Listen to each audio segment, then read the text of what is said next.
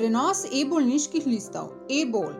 Bolniški list je javna listina, ki jo zavarovancu izda splošni osebni zdravnik ali otrokov zdravnik. Delavec mora bolniški list dostaviti svojemu delodajalcu, saj ta za delodajalca predstavlja podlago za pravilen obračun plače oziroma podlago za oddajo zahtevka za refundacijo nadomestila plače med začasno zadržanostjo od dela. Z začetkom leta 2020 se je obstoječi tiskani bolniški list ukinil. Nadomestil ga je elektronski bolniški list e-bol. Preko portala e-vem je delodajalcem omogočen dostop do elektronskih bolniških listov. V nadaljevanju si poglejmo, kako do bolniškega lista. Do bolniškega lista lahko dostopamo preko portala e-vem, za kar potrebujemo dostop do interneta in digitalno potrdilo.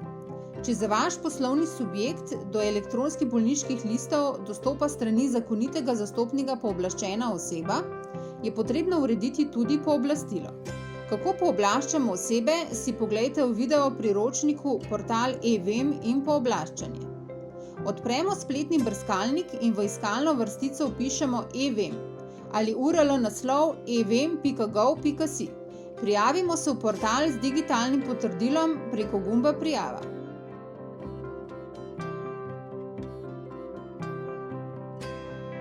Po uspešni prijavi v sistem e-vem je potrebno izbrati poslovni subjekt, v imenu katerega bomo prenašali elektronske bolniške liste.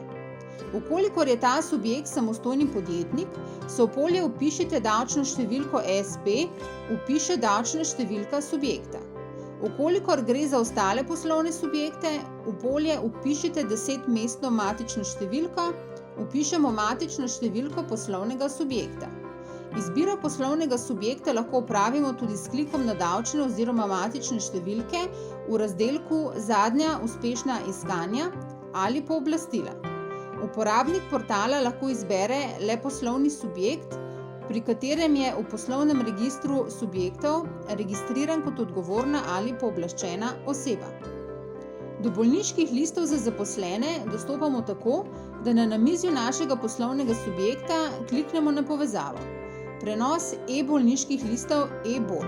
Odpre se nam spletna stran, kjer imamo na voljo več možnosti iskanja elektronskih bolniških listov in sicer iskanje izdanih in preklicanih elektronskih bolniških listov po obdobju nastanka, iskanje elektronskih bolniških listov po EMŠU zavarovane osebe ali mesecu zadržanosti in iskanje elektronskih bolniških listov samo za določene enote poslovnega subjekta. Priporočamo, da uporabite način iskanja izdanih in preklicanih elektronskih bolniških listov po obdobju nastanka bolniškega lista, s katerim lahko prenesemo bolniške liste in preklice bolniških listov, ki so nastali v navedenem obdobju. Elektronske bolniške liste lahko prenašamo za krajša obdobja nastanka bolniških listov in preklicov bolniških listov, naprimer dnevno ali daljša, naprimer 14 dni. Najdaljše dovoljeno obdobje je 50 dni. Obdobje ne sme biti pred 1.9.2019, ker so izvajalci zdravstvenih storitev začeli z izdajo elektronskih bolniških listov šele v septembru 2019. Če ne veste, kdaj ste nazadnje prenašali bolniške liste, si lahko pomagate z vpogledom v zgodovino iskanj. S klikom na gumb Išči v razdelku Iskanje izdanih in preklicanih elektronskih bolniških listov po obdobju nastanka bolniških listov se nam prikaže seznam mesecev zadržanosti s številom bolniških listov in preklicanih bolniških listov, ki so nastali v podanem obdobju. S klikom na seznam e-bol se izpiše podroben seznam bolniških listov v izbranem obdobju. S klikom na gumb PDF lahko na svoj računalnik prenesemo bolniški list v obliki PDF. S klikom na gumb XML pa prenesemo originalen digitalno podpisan bolniški list v XML obliki. Če je e-bol preklican, je na seznamu prikazan z oranžno barvo pisave in ima v zadnjem desnem stolpcu oznako P, preklican. Na dnu seznama imamo tudi gumb Prenesi izbrane na tej strani za prenos vseh bolniških listov iz trenutno prikazane strani. Bolniški list odpremo s klikom na Odpri datoteko.